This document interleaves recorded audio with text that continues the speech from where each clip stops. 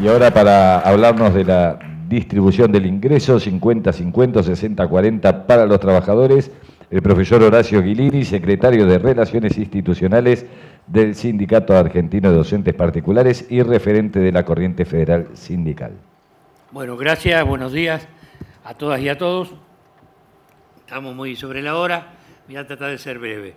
El primer tema me parece, con la libertad de este encuentro, que es un encuentro claramente peronista y que tiene como objeto no solamente conmemorar aquella victoria, sino plantearnos qué hacemos si volvemos.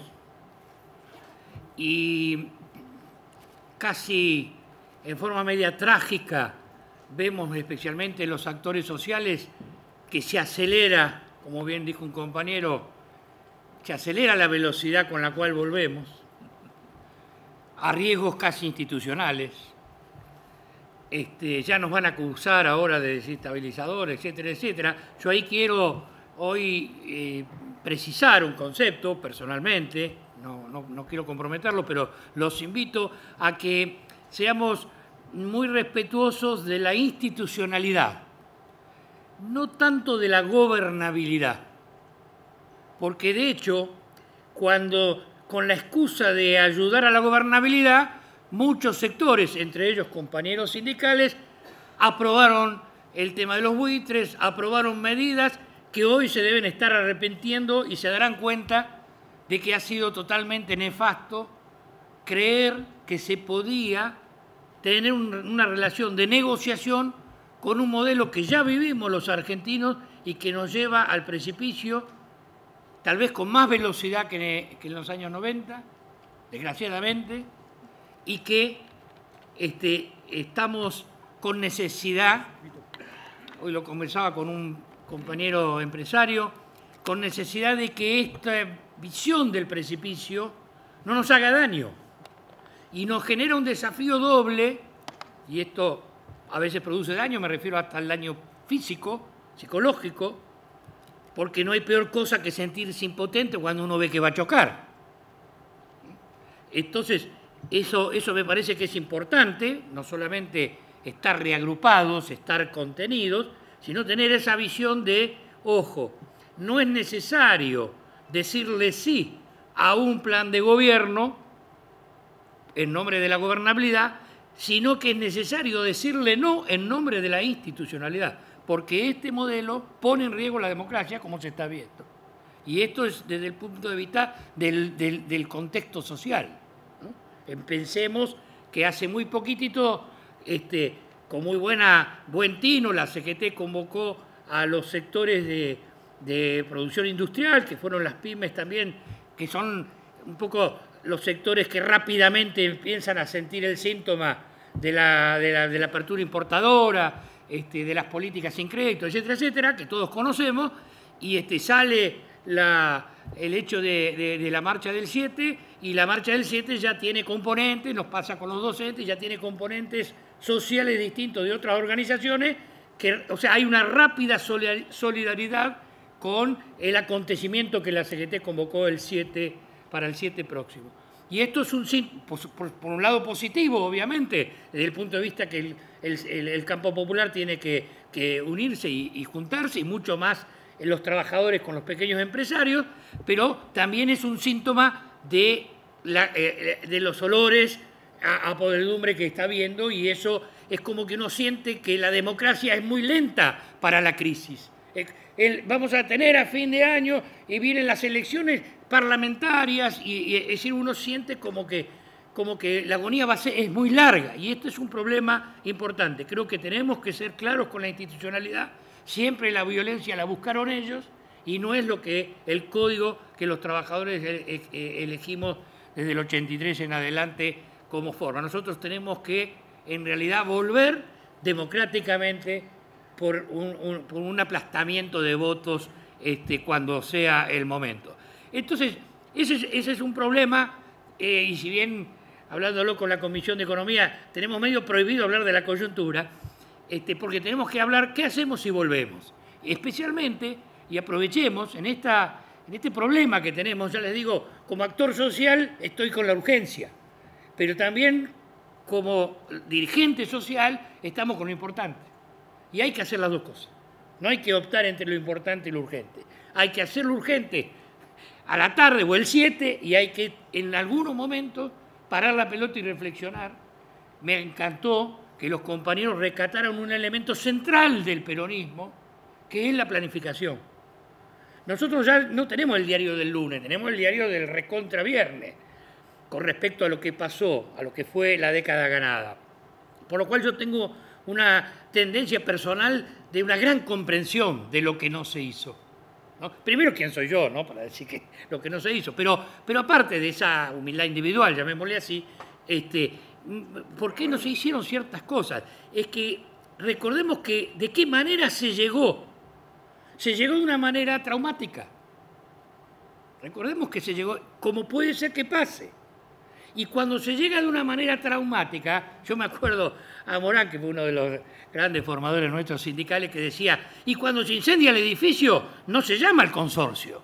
Y muchachos, y esto es así. Entonces, aprovechando que estamos en este gremio, es la metáfora. Entonces, en realidad, cuando nosotros tenemos que tratar, defendiendo la institucionalidad, de que no venga la teoría del caos, porque en la teoría del caos nos va a resultar difícil poder resolver las cuestiones armónicamente. Y acá lo decía muy bien Miguel, nosotros ya tuvimos la posibilidad, creo que fue en el 2009 o el 2013, que reeditamos la obra de Marcelo Diamant, porque con algunos compañeros veíamos el horizonte de la restricción externa, que es, y acá seguro que después Guillermo lo va, cuando Guillermo dice, el peronismo sabe cómo hacer feliz a la gente y cómo distribuir. Lo que nos cuesta ahora es tener una sustentabilidad en el tiempo. Stop and go, ¿no? Al final llega un momento que ¡tac! Y nos golpean, fíjate, 56, 66, 76. Así que fíjense cómo hasta hay una metodología sistemática del imperio de golpearnos. Y entonces el desafío es, si volvemos, ¿cómo nos quedamos? Que el imperio ya lo previó cuando vino la ola latinoamericana de los líderes, con Chávez, con Néstor, y entonces atacó la continuidad y la sucesión. Y como bien recordó Vanessa, salvo los que pudieron, pero porque entraron al poder de una manera distinta que Néstor, reformar la Constitución. Recordemos los votos que tenía Néstor. Estábamos como para ser una constituyente. O sea, apenas estábamos para administrar el incendio, ¿no? Parafraseando el infierno. Y entonces el tema es que cómo nosotros ahora, sin dejar ni tener la negligencia de creer que nos podemos abstraer de lo que está pasando con el compañero que hoy despidieron, y sin darle ese abrazo, sin dejar de hacer la acción solidaria de lo urgente, tenemos que tener el tiempo de la planificación. Porque no se trata, una estrategia no es una suma de tácticas. De la misma manera que el bien común no es la suma de bienes individuales.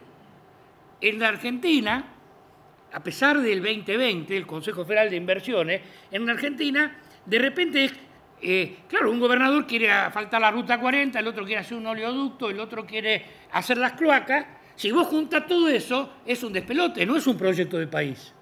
Lo cual no quiere decir que no tengan esas necesidades y esa autenticidad. Por eso que yo digo, políticamente la Liga de Gobernadores, en el sentido despectivo de la expresión, que no es el federalismo de nuestra Constitución, la Liga de Gobernadores, aquella que quiso poner a Guadañi, discúlpeme, no tengo nada contra él, pero sí contra sus ideas, en un momento crítico cuando estaba Duhalde en el gobierno interino, la Liga de Gobernadores puede ser muy mezquina a la hora de tomar la decisión a pesar que sean compañeros peronistas, porque pueden no ver la necesidad del conjunto, como nos puede pasar en el movimiento obrero. No, yo salvo este sector. Perón ya nos decía, nadie se realiza en una comunidad que no se realiza. No hay sector sindical que se realice si no se realizan todos los sectores sindicales. No hay provincia que se realice si no se realizan todos los... Entonces,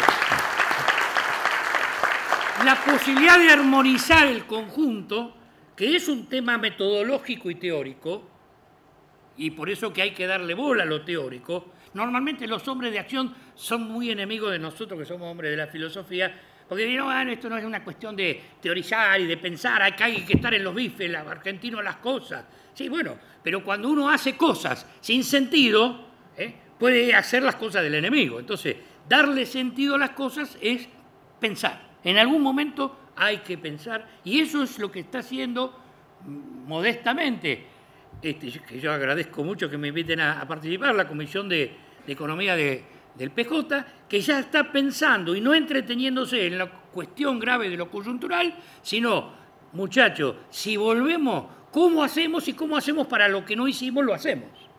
Y acá, aparte de hacer cosas en economía, hay cosas que son extraeconómicas, pero que influyen en la economía. Entre otras, como bien dijo Vanessa, nosotros, desde la corriente federal, impulsamos la nueva Constitución. Nosotros no podemos hacer la justicia social peronista con la Constitución del 94 neoliberal. Ahora, esto nos genera un problema de petición de principio, es decir, ¿con qué poder uno llega para poder decir, bueno, vamos a, como Perón, vamos a tener una Constitución? Porque fíjense, no estaría para nada ingenuo hoy tener la necesidad que la propiedad privada tenga que depender de la cuestión social. Uno de los temas centrales de la Constitución del 49. ¿No? Entonces, como bien decía Miguel, nosotros o Patricio, no tenemos una visión de estatización, pero sí de comunidad organizada y de defender lo nacional. Y eso significa la posibilidad de administrar la moneda, entre otras cosas. Piensen que aún en la década ganada, en todos esos años, se fugaron alrededor de 70.000 millones de dólares.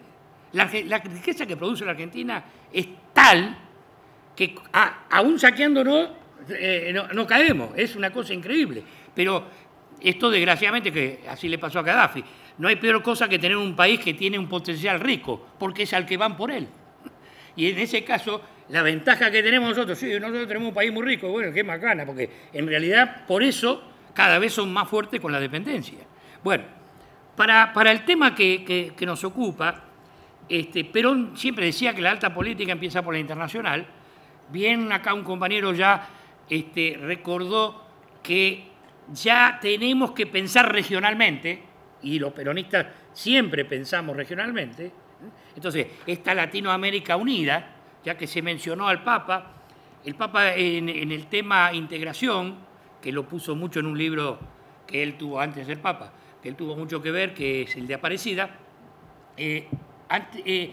sigue a un curioso peronista uruguayo, que era el tartamudo Metol Ferré, un grande, que siempre pensó en la unidad latinoamericana también desde el punto de vista de incorporación de México, ¿no? De Río Bravo hacia el sur. Porque ya cuando, a pesar que esto tuvo dificultades en nuestra década ganada, porque claro, México siendo un eslabón profundo del NAFTA, era como un enemigo. Pero bueno, ahora vino Trump. Y ahora Trump lo primero que hace es expulsar a México.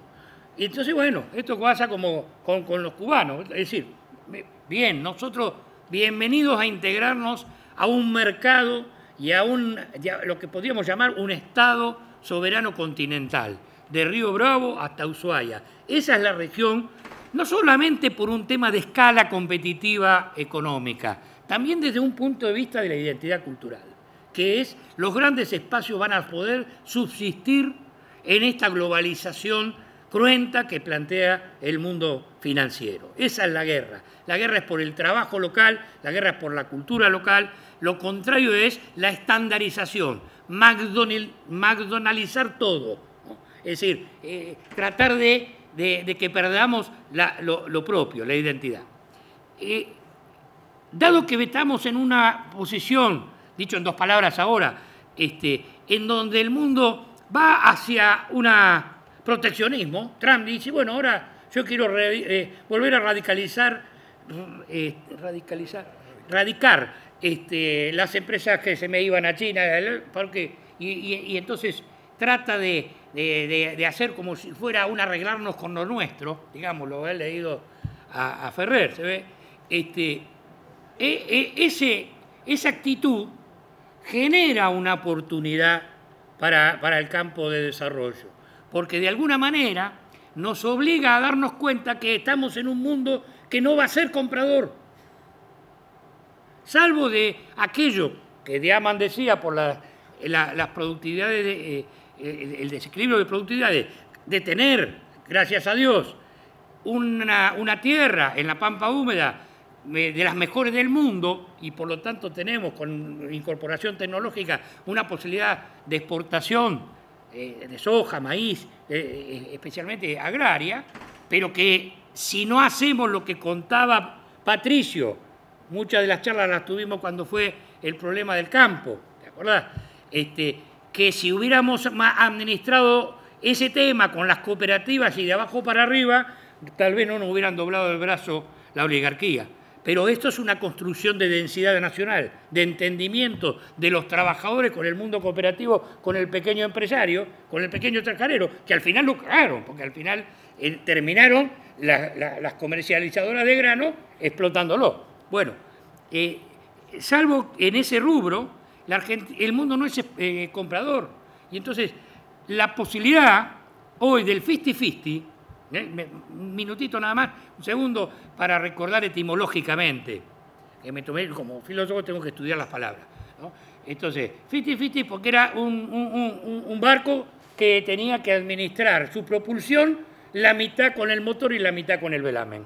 Y de ahí viene, y que se llamará 50-50, no tanto de navegación no conozco. Bueno, lo cierto que en el peronismo, y en el momento que Perón lo lanza, era con una gran capacidad, pensemos que era un peronismo de posguerra, etcétera, etcétera, había una posibilidad que con el 50 y 50 alcanzara para las estrategias de desarrollo. Pero hoy, con el mundo no comprador, hoy para poder atacar la pobreza, entre otras cosas, deuda importante que tiene el peronismo con su sociedad, con nosotros mismos, necesitamos que el acuerdo, ese que estamos hablando, de inversión del capital con respecto al trabajo, sea arriba del 60.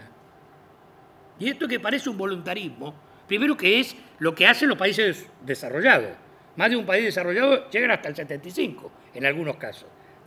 La participación del salario en el producto. Entonces, nosotros debemos tener la osadía de ir hacia superar el 50-50. Y esto desde los trabajadores. Los trabajadores, para no quedarnos, que bueno, como Perón lo dijo, ahora nos pusieron un techo. No, en realidad necesitamos, por la coyuntura de país y en el mundo que cuando vuelva el sol del 25, cuando volvamos, necesitamos tener una actitud muy agresiva con respecto al capitalismo que queremos hacer, independientemente de la ambigüedad que tiene la palabra capitalismo, y ya que hoy se mencionó, y se mencionó al Papa, recordemos, el Papa, en Laudato Si, que es una de las últimas encíclicas, dice, el sistema hablando del capitalismo, está agotado. Ya no lo dice el marxismo, lo dice el Papa mismo. El sistema está agotado. Por eso que los países latinoamericanos experimentan socialismo del siglo XXI, socialismo de acá, socialismo cristiano, dicen los nicaragüenses, y ahí cada pueblo está encontrando una fórmula social, económica de qué mejor para el peronismo, porque el peronismo es una doctrina aún no superada, desgraciadamente no realizada en su totalidad y desgraciadamente no mantenida al tiempo. Ese es el desafío que tenemos. Para eso es la hora de planificar, sin que esto signifique irnos a casa y escaparnos de la realidad, pero sí aprovechar este doble tiempo, como lo estamos haciendo, no solamente planificar desde el punto de vista teórico-económico, que a mí me excede, sino desde los sujetos y actores económicos que van a poner la espalda en los momentos críticos que siempre vienen. Y en los sujetos económicos son esa concertación que mencionaba Miguel, que hemos charlado muchas veces, porque el sector cooperativo tiene un rol importante económico para sentarse e importante económico para desarrollar el modelo productivo. Termino diciendo, si la política es, desde una realidad la lleva a una idealidad, que me gusta esa definición, ¿no? Yo tengo una realidad y tengo un objetivo. El trayecto y los medios y las cosas que necesito para llegar a ese objetivo es la política, digámoslo así.